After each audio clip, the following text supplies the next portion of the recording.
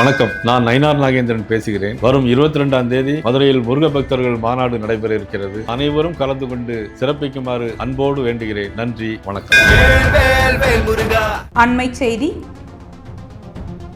கன்னியாகுமரியில் மாற்று மத பெண்ணை காதலித்த பட்டியலின இளைஞர் மர்மமான முறையில் தூக்கில் தொங்கிய நிலையில் நியாயமான விசாரணை நடக்க வேண்டுமென தமிழக பாஜக தலைவர் நயினார் நாகேந்திரன் கூறியுள்ளார். கன்னியாகுமரி மாவட்டம் குலசேகரத்தில் மாற்று மத பெண்ணை காதலித்து திருமணம் செய்ய இருந்த ஹிந்து பட்டியல் சமூக இளைஞரான தனுஷ் மர்மமான முறையில் தூக்கில் தொங்கிய நிலையில் சடலமாக மீட்கப்பட்டுள்ளார்.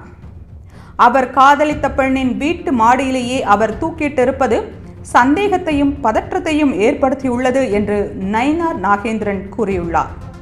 அந்த பெண்ணின் நெருங்கிய உறவினர்கள் திமுகவில் இருப்பதாக தகவல் கிடைத்துள்ளதால் இந்த வழக்கு முறையாக விசாரிக்கப்படுமா என்ற கேள்வி எல்லோர் மனதிலும் எழுந்துள்ளதாக நயினார் நாகேந்திரன் கூறியுள்ளார்.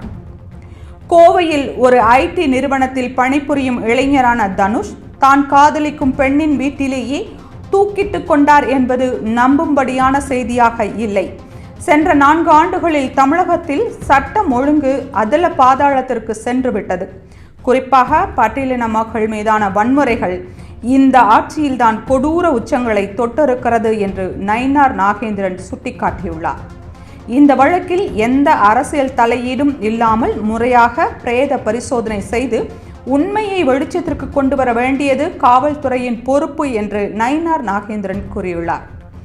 ஆட்சி மாற்றத்திற்கு இன்னும் சில மாதங்களே இருப்பதால் திமுகவின் அரசியல் அழுத்தத்திற்கு ஆட்படாமல் இவ்வழக்கின் உண்மைத்தன்மையை விரைவாக வெளிக்கொண்டு வர வேண்டும் என காவல்துறைக்கு நயினார் நாகேந்திரன் வேண்டுகோள் விடுத்துள்ளார்.